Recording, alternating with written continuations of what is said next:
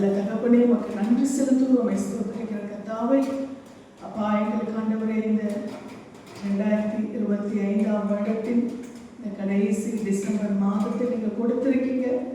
இந்த நாளில் கூட உங்களுடைய வார்த்தைக்காக உடைய சமூகத்தில் வந்திருக்கிறோம். உடைய வார்த்தைகள் எங்களை பலப்படுத்தட்டும், வழிநடத்தட்டும். எங்கள் மீட்பரும் எங்கள் ரட்சகருமாய் இருக்கிற இயேசு கிறிஸ்துவின் நாமத்திலே நன்றி செலுத்தி ஜெபிக்கிறோம் எங்கள் ஜீவனுள்ள நல்ல பிதாவே, ஆமென். நாம் இந்த வேளையிலும் எடுத்து வாசிக்கலாம். ஏசாயா 46 அதிகாரம் 4 வசனம். ஏசாயா 46:4.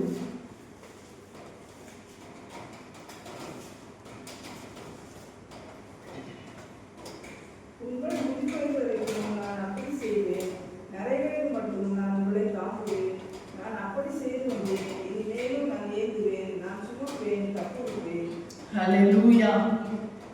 உங்கள் முதிர் வயது வரைக்கும் நான் அப்படி செய்வேன், நரை வயது மட்டும் நான் உங்களை தாங்குவேன்.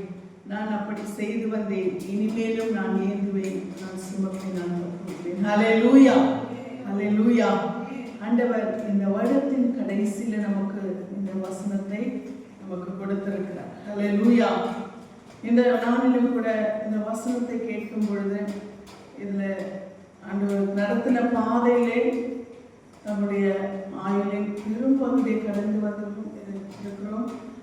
அது மட்டும் இல்லை, இந்த நாளிலும் கூட வாழ்வு பிள்ளைகளை விடுகிறோம். இந்த மாதிரி சிறப்பிட இப்படிப்பட்ட சூழ்நிலை யாராக இருந்தாலும் ஆண்டவர் இதை தீர்க்க தரிசனமாய் சொல்லுவார். அல்லது அந்த வசனத்தை ஆண்டவர் தீர்க்க தரிசனமாய் சொல்லுவார். ஏன்னா எல்லாருக்குமே முதிர் வயது என்று ஒன்று வரும் இல்லையா?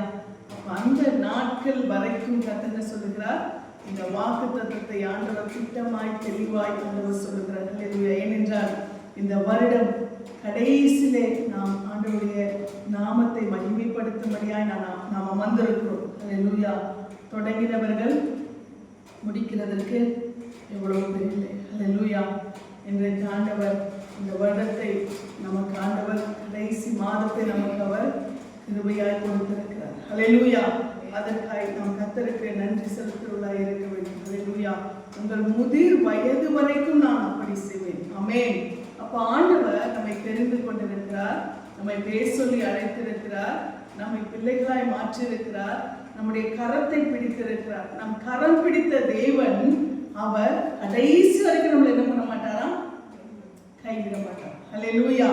நம்ம இந்த நம்ம கரம் பிடித்த அந்த பாதையிலே எத்தனையோ சூழ்நிலைகளிலே நாம் இடறி போகிறோம், விழுந்து போகிறோம், நாம் பலவீனப்படுகிறோம், சோர்வுக்குள்ளாகிறோம்.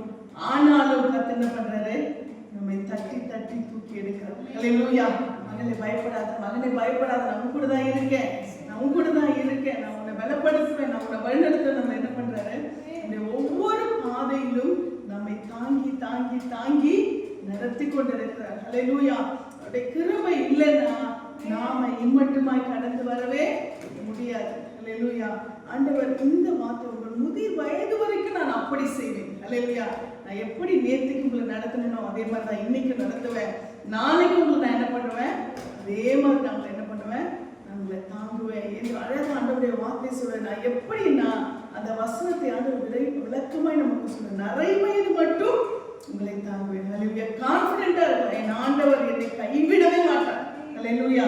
என் ஆண்டவர் என்னை கைவிடவே மாட்டார். நரை வயது மட்டும் நான் உங்களை என்ன பண்ணுவேன், தாங்குவேன். அல்லேலூயா. நரை வயது மட்டும் நான் உங்களை தாங்குவேன் என்று சொல்லி கர்த்தர் திட்டவட்டமாய் சொல்லுகிறார். எந்த சூழ்நிலை வந்தாலும், எந்த நெருக்கடி வந்தாலும் நான் பயப்பட வேண்டியதில்லை. என் ஆண்டவர் என்னோடு கூட இருக்கிறார். அல்லேலூயா. என்னை நரை வயது மட்டுமாய் தாங்குவார். ஆமென்.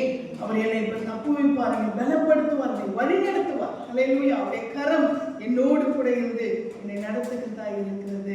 நான் அப்படி செய்து வந்தேன். நான் என்ன பண்ணேன், இதுக்கு முன்னாடியே நான் அப்படிதான் செஞ்சுட்டு இருந்தேன். இனிமேலும் ஆண்டவர் அதை நமக்கு திட்டமும் தெளிவுமாய் சொல்லுகிறார் பாருங்க. இனிமேலும் நான் ஏந்துவேன், நான் சுமப்பேன், நான் தப்புவிப்பேன். அல்லேலூயா. மகளே பயப்படாத, மகனே பயப்படாத, இதுவரைக்கும் நடத்தின நான் இனிமேலும் உன்னை நடத்துவேன். அல்லேலூயா. இனிமேலும் நான் உன்னை பாதுகாப்பேன், இனிமேலும் நான் உன்னை பலப்படுத்துவேன், இனிமேலும் உன்னை நான் தூக்கி சுமப்பேன். அல்லேலூயா. இனிமேலும் உன்னை மேன்மையாய் நான் நிறுத்துவேன் சொல்லி கர்த்தர் இந்த வேளையிலே நம்மோடு கூட தெளிவாய் பேசிக் கொண்டிருக்கிறார். ஹல்லேலூயா.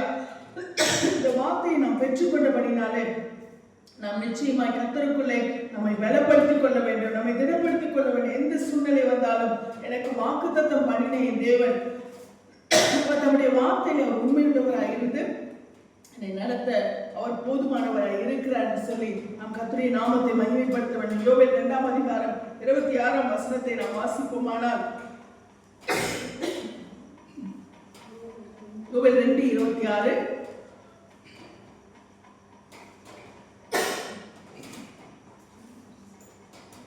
யோவேல் 2:26, 1061ஆம் பக்கம். நீங்கள் சம்பூரணமாய் சாப்பிட்டு திருப்தி அடைந்து உங்களை அதிசயமாய் நடத்தி வந்த உங்கள் தேவனாகிய கர்த்தருடைய நாமத்தை துதிப்பீர்கள். என் ஜனங்கள் ஒருபோதும் வெட்கப்பட்டு போவதில்லை. ஹல்லேலூயா. இனிமேலும் நான் தாங்குவேன், ஏந்துவேன், சுமப்பேன், தப்புவிப்பேன் என்று சொல்லுகிறார் என்று சொன்னால் நம்மை அவர் அப்படியாய் நடத்த போகிறார். ஹல்லேலூயா. நம்மை சம்பூர்ணமாய் சாப்பிட்டு திருப்தி அடைய பண்ணி நம்மை அதிசயமாய் நடத்தி வந்த ஹல்லேலூயா கர்த்தருடைய செய்கைகளை நாம் மகிமைப்படுத்தும்படியாய், நாம் கர்த்தருடைய நாமத்தை நாம் உயர்த்தும்படியாய், கர்த்தருடைய நாமத்தை துதிக்கும்படியாய் கர்த்தர் நம்மை நடத்துவார். ஹல்லேலூயா. நம்மை தாங்கி ஏந்தி சுமந்து தப்புவித்து நம்மை எல்லா விதத்திலும் வழிநடத்தி நம்முடைய தேவைகளை சந்தித்து நம்மை சம்பூர்ணமாய் அவர் சாப்பிட பண்ணி நம்மை திருப்தி அடைய பண்ணி நம்மை அதிசயமாய் நடத்த போகிறார். ஹல்லேலூயா. எப்போ அதிசயம் நடக்கும்? அதிசயம் என்ற ஒரு காரியத்தை நாம் எப்பொழுது எதிர்பார்ப்போம் என்று சொன்னால், ஒன்று நடக்காத போது இல்லையா, ஒரு காரியம் நடக்காது. உண்மையாவே எனக்கு பார்த்தீங்கன்னா மழை நைட்ல இருந்து பெஞ்சிட்டே இருக்கு. எனக்கு ரொம்ப ஒரு கலக்கமா, ஆனா கலக்கம் தான் ஆண்டவர் அவருடைய ஆராதனையே அவர் நிச்சயமாய் நடத்த வைப்பார். ஹல்லேலூயா. ஆண்டவர் நிச்சயமாய் இந்த எந்த ஒரு இடையூறும் வராதபடி ஆண்டவர் நடத்துவார். நான் ஒன்னே ஒண்ணுதான், ரெடி ஆகிட்டே இருக்கும்போது அப்பவும் மழை பெஞ்சிட்டே இருக்கு. அப்போ ஒன்று சொன்ன, வானமே உனக்கு நான் கட்டளையிடுகிறேன், என் இயேசுவின் நாமத்தில் உனக்கு கட்டளையிடுகிறேன், சர்வ வல்லவருடைய ஆராதனையை நீ தடை பண்ணக்கூடாது. ஹல்லேலூயா. ஏன்னா ஏசப்பா வானத்துக்கு கட்டளையிடுங்க ஏசப்பா, அது பெய்யக்கூடாது ஏசப்பா நம்ம சொல்ற அந்த இதுக்கு கொடுக்கல, நமக்கே அதிகாரம் கொடுத்திருக்கிறார். ஹல்லேலூயா. உங்களுக்கு அதிகாரம் கொடுத்திருக்க என்று சொல்றார். அதனால இயேசு நாமத்தில் அவருக்கு ஆராதனை செய்ய நீ தடை பண்ணக்கூடாது. அவர் உண்டாக்கின இயற்கை நீ என்ன பண்ணக்கூடாது? ஆண்டவருக்கு ஆராதனை செய்ய நீ தடை பண்ணக்கூடாது. உனக்கு நான் கட்டளை எடுக்கிறேன்னு சொன்னேன். அப்படி ஆண்டவருடைய கிருபையினாலே ஆண்டவர் இந்த நேரத்தில் நமக்கு ஒரு சூழ்நிலை நமக்கு கொடுத்திருக்கிறார். ஹல்லேலூயா. ஆண்டவர் எல்லாவற்றையும் அவர் நம்முடைய கரத்துல கொடுத்திருக்கிறார். ஹல்லேலூயா. அவருடைய அதிசயம் எப்ப, அதாவது நான் எதுக்கு அந்த வார்த்தை சொன்ன, அதிசயம் என்பது ஒரு சூழ்நிலை எதிராக இருக்கும் பொழுது, ஒரு சூழ்நிலை நடக்க முடியாது என்று சொல்லும் பொழுது அந்த சூழ்நிலையில கர்த்தருடைய கரம் இறங்கி நமக்கு பெரிய காரியங்களை செய்யக்கூடியதா இருக்கிறது. ஹல்லேலூயா. அப்ப எந்த சூழ்நிலை நமக்கு எதிராக இருக்கிறதோ, எது நடக்காதோ, எது வாய்க்காதோ, எது முடியாதோ, அந்த சூழ்நிலை கர்த்தருடைய அதிசயம் நடக்குது பாத்தீங்களா? ஹல்லேலூயா. அதுதான் இன்னைக்கு நம்முடைய வாழ்க்கையில எது நடக்காது, எது இயலாது, இது என்னால முடியவே முடியாது, ஹல்லேலூயா, இது நான் எவ்வளவு முயற்சி பண்ணாலும் எனக்கு சாத்தியமே இல்லை அப்படின்னு சொல்லி எந்த காரியம் நமக்கு முன்பாக இருக்கிறதோ, எரிகோ கோட்டையை போல, செங்கடலை போல, யோர்தானை போல எந்த காரியம் நமக்கு முன்னாடி இப்ப நின்றுட்டு இருக்கோ, இந்த வேலையிலே உன்னை அதிசயமாய் நான் நடத்தி வருவேன். ஹல்லேலூயா. உன்னை அதிசயமாய் நடத்துவேன். ஹல்லேலூயா. கர்த்தர் நிச்சயமாய் செய்வார். என்னால முடியல ஆண்டவரே, நான் எவ்வளவு முயற்சி பண்ணிட்டேன், இதுக்கு மேல சான்ஸே எனக்கு இல்லை, என்னால இதுக்கு மேல இந்த காரியத்தை என்னால செய்ய முடியாது, ஒரு இன்ச்சு கூட என்னால் நகர்த்த முடியாது, என்னால ஆன மட்டும் நான் ஓடி விட்டேன், செயல்படுத்தி விட்டேன், முயற்சி பண்ணிட்டேன், ஆனா என்ன இல்லை, சான்ஸ் இல்ல, வாய்ப்பு இல்லை ஆண்டவரே, வாய்ப்பு இல்லப்பா, எனக்கு நீங்க தான் பார்க்கணும், இனி உங்க கையில தான் இருக்கு. அப்போ இதுதான் அதிசயம். ஹல்லேலூயா. நம்மால் முடியாது. நம்மளால செங்கடலை பிளக்க முடியுமா? ஒரு மனிதனால ஒரு எரிகோ கோட்டை, ஒரு பெரிய கோட்டையை தகர்க்க, வார்த்தை ஒரு எக்காலத்தை ஊதி தகர்க்க முடியுமா? முடியாது. அது யாரால் முடியும்? கர்த்தரால் மட்டும்தான் முடியும். அதிசயங்களை செய்ய அவரால் மட்டும்தான் முடியும். ஹல்லேலூயா. அப்ப இதுவரைக்குமா நம்ம எந்த காரியத்தை முயற்சித்து நமக்கு முடியல, இதுக்கு மேல என்னால முடியல, நம்ம சோர்ந்து போய் உட்கார்ந்துட்டோமா, கர்த்தர் சொல்றார், நீ ட்ரை பண்ணிட்டியா, முடியலையா, அமர்ந்திருந்து நானே தேவன் என்று அறிந்து கொள். இந்த இடத்துல தான் ஆண்டவர் சொல்றார், எவ்வளவு முயற்சி பண்ண, எவ்வளவு போன, எவ்வளவு ட்ரை பண்ண, முடியல தானே, நான் பார்த்துக்கிறேன், அல்லேலூயா. நான் தாங்குவேன், நான் ஏந்துவேன், நான் சுமப்பேன், நான் இந்த காரியத்தில் உங்களை தப்புவிப்பேன். அல்லேலூயா, அல்லேலூயா. நம்மை அதிசயமாய் நடத்தி வந்த கர்த்தருடைய, நம்முடைய தேவனாகிய கர்த்தருடைய நாமத்தை நாம் துதிக்கும்படியாக கர்த்தர் நமக்கு கிருபை செய்வார். நம்மை ஒரு நாள் வெட்கப்பட விட மாட்டார். அல்லேலூயா. ஏனென்றால் நம்மை தாங்குகிறவர் அவர், ஏந்துகிறவர் அவர், சுமக்கிறவர் அவர், தப்புவிக்கிறவர் அவர். அல்லேலூயா. அவர் ஒரு நாளும் நம்மை கைவிட மாட்டார். ஆமென். நம்மை நடத்துகிற தேவனாய் இருக்கிறார். இன்னைக்கு, நேத்துக்கு, நாளைக்கு, அடுத்த மாசம், இதுவரைக்கும் இல்ல. ஆண்டவர் சொல்றார், எது வரைக்கும்? எது வரைக்கும்? முதிர் வயது வரைக்கும், நரை வயது வரைக்கும். யார் இந்த அஷூரன்ஸ் நமக்கு கொடுக்க முடியும்? இல்ல அஷூரன்ஸ் கொடுக்கிறவங்க எவ்வளவு நாளைக்கு நம்ம கூட இருக்க முடியும்? அல்லேலூயா, இல்லையா? ஆனால் நமக்கு இந்த அஷூரன்ஸ் கொடுக்கிற ஆண்டவர் நம்ம எது வரைக்கும் சொல்றாரு? முதிர் வயது வரைக்கும். அல்லேலூயா. கடைசி வரைக்கும். யார் கைவிட்டாலும் நான் என்ன பண்ண மாட்டேன், நான் கைவிடவே மாட்டேன். அல்லேலூயா. கர்த்தர் நம்மை கடைசி மட்டுமாய் அவர் கைவிடாதபடி நமக்கு அதிசயங்களையும் அற்புதங்களையும் மகிமையான காரியங்களையும் நம்மை சம்பூர்ணமாய் சாப்பிட்டு திருப்தி அடைந்து அவர் வழிநடத்த அவர் வல்லவராய் இருக்கிறார். ஹல்லேலூயா. இப்படிப்பட்ட மகிமையுள்ள தேவனை நாம் ஆராதிக்கிறபடினாலே அவருடைய நாமத்துக்கு நாம் மகிமையை செலுத்துவதாக இருக்க வேண்டும். வேதத்துல பாத்தீங்கன்னா ஆண்டவர் மனுஷனுக்கு 120 வருஷம் தான் தீர்மானிச்சார் இல்லையா? ஆண்டவர் சொல்றாரு இல்லையா, உங்க முதிர் வயது வரைக்கும் நான் அப்படி செய்வேன், நிறை வயது மட்டும் நான் உங்களை தாங்குவேன்னு சொல்றாரு இல்லையா? மனுஷனுக்கு ஆண்டவர் நீங்க ஆதியாகமத்துல பாத்தீங்கன்னா மனுஷனுக்கு 120 வருஷம் என்று சொல்லி கர்த்தர் என்ன செய்கிறாரு? அவர் தீர்மானிக்கிறார். தீர்மானித்த தேவன் ஆனால் ஆபிரகாமை எத்தனை வருஷம் அவர் உயிரோட வச்சாரு? 175 வயசு வரைக்கும். சொன்னது என்ன? ஆண்டவர் சொன்னது என்னது? அவனை எனக்கு மனுஷனை படைச்சது வசனமா இருக்க, அவன் மனுஷன் தானே, அவன் ரொம்ப என்ன பண்றான் அந்த உலகத்துல ரொம்ப வேதனைப்படுத்திட்டு இருக்காங்க. நான் மனுஷனுடைய ஆயுளை நான் 120 வருஷமாய் நான் மாற்ற போகிறேன் என்று சொல்லி ஆண்டவர் சொன்னார். 120 வருஷம் நம்ம வாசிச்சோம்னா 3ஆம் வசனம் 6ஆம் அதிகாரம் ஆதியாகமம் 6ஆம் அதிகாரம் 3ஆம் வசனத்துல, அப்பொழுது கர்த்தர் என் ஆவி என்றைக்கும் மனுஷனோட போராடுவதில்லை, அவன் மாம்சம்தானே, அவன் இருக்க போகிற நாட்கள் 120 வருஷம் என்றார். அவன் 120 வருஷம் என்று சொல்லி ஆதியாகமம் 6ஆம் அதிகாரத்திலே அவர் சொல்லுகிறவராய் காணப்பட்டார். ஆனால் அதற்கு பிறகு அந்த வார்த்தையை ஆண்டவர் சொல்லிட்ட பிறகு நீதிமானா இருக்கிற நோவாவுக்கு ஆண்டவர் அதற்கு மேலதான் என்ன பண்ணாரு? அவர் ஜீவனை கொடுத்தார். நோவாவுக்கு அதற்கு பின்பாக அவர் பல வருஷங்கள் என்ன செய்கிறார்? 100 வருஷத்துக்கும் அவர் மேலாய் அவர் உயிரோடு கூட வாழ்ந்தார் என்று சொல்லி நாம் பார்க்கிறோம். அப்போ நோவாவுக்கு ஆண்டவர் அந்த 100 ஆண்டவர் நியமித்த அந்த 100 வருஷங்களுக்கும் மேலாய் ஆண்டவர் ஜீவனை கொடுத்து ஆண்டவர் வழி நடத்தினார். நோவாவின் நாட்கள் எவ்வளவு தெரியுமா? 120 வருஷம்னு சொன்னவரே நோவா நீதிமானாய் கர்த்தருக்கு முன்பாய் நடந்தபடினாலே நோவாவுக்கு 950 வருஷம் கொடுத்தார். எதுக்கப்புறம் 120 வருஷம் சொன்ன பிறகு எதனால? அவர் தாங்கினார், அவர் ஏந்தினார், அவர் சுமந்தார், அவர் தப்புவித்தார், அவர் வழிநடத்தினார். அல்லேலூயா.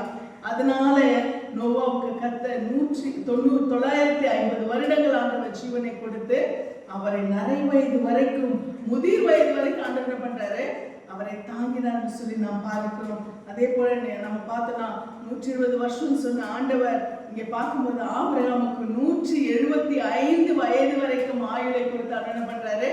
அவரை தாங்கினார், ஏந்தினார், சுமந்தார், தப்புவித்தார், வழிநடத்தினார். ஆனால் இந்த ஆபிரகாம் கடந்து வந்த பாதைகளை சோதனைகள், அல்லேலூயா, தாங்க முடியாத சோதனைகள், அதாவது செய்ய முடியுமா என்ற டெஸ்டிங்லாம் ஆண்டவர் வச்சார் அவருக்கு.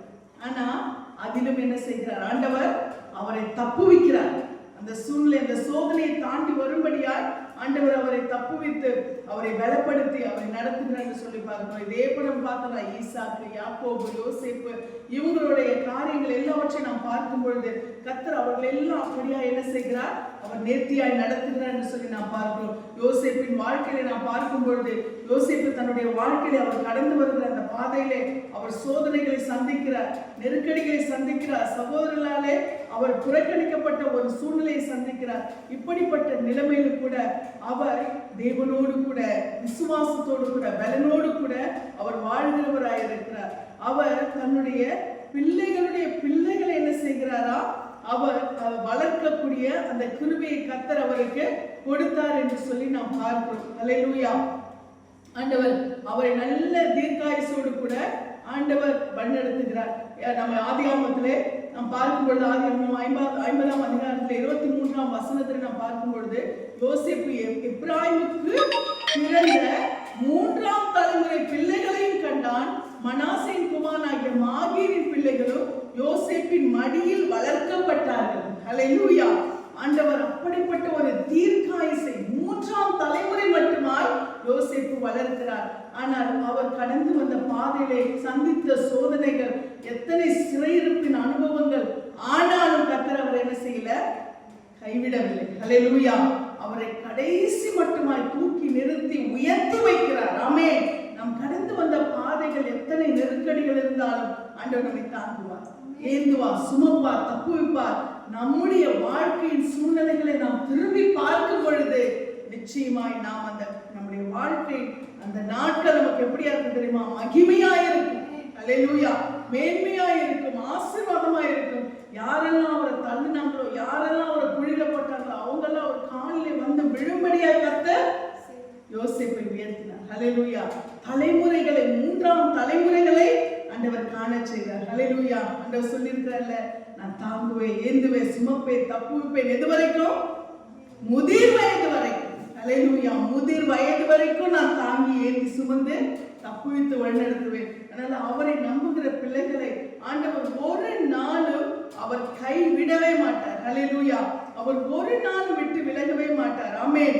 அவர் நிச்சயமாய் அவர் ஆசீர்வதித்து அவர் வழிநடத்த வல்லவராய் இருக்கிறார். அல்லேலூயா. நிச்சயமாய் அவர் பலப்படுத்த வல்லவராய் இருக்கிறார். அவரை நம்பின பிள்ளைகள் நிச்சயமாய் மேன்மை அடைவார்கள் என்று சொல்லி நாம் பார்க்கிறோம். அல்லேலூயா. இந்த வேளையில கூட கர்த்தர் நம்மை அப்படிப்பட்ட ஒரு ஆசீர்வாதங்களை ஒரு நிறைவிலே அவர் நடத்த வல்லவராய் இருக்கிறார். அதனால இந்த வேளையில கர்த்தர் நம்மோடு கூட இருந்து நம்மையும் அவர் வழிநடத்த அவர் வல்லவராய் இருக்கிறார். அல்லேலூயா. நம்முடைய தேவன் அவர் என்றென்றைக்கும் உள்ள சதா காலங்களிலும் நம்முடைய தேவன். தாவீதின் வாழ்க்கையின் அனுபவத்தை நாம் பார்க்கும் பொழுது, தாவீது சந்தித்த பாதையிலே கர்த்தர் தாவீதோடு கூட இருந்தார். தாவீது சந்தித்த நெருக்கடிகள் ஏராளம், போராட்டங்கள் ஏராளம், பிரச்சனைகள் ஏராளம், கைவிடப்பட்ட நிலைமைகளை போல ஒரு சூழ்நிலை இருந்தது. ஆனால் கர்த்தர் என்ன செய்யல, தாவீதை கைவிடவே இல்லை. அல்லேலூயா. நாம் நீதிமொழிகள் 9ஆம் அதிகாரம் 11ஆம் வசனத்தை வாசிப்போம்.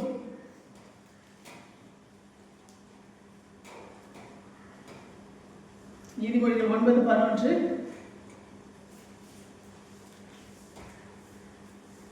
என்னாலே உன் நாட்கள் பெருகும், ஆயுசின் வருஷங்கள் விருத்தியாகும். அல்லேலூயா.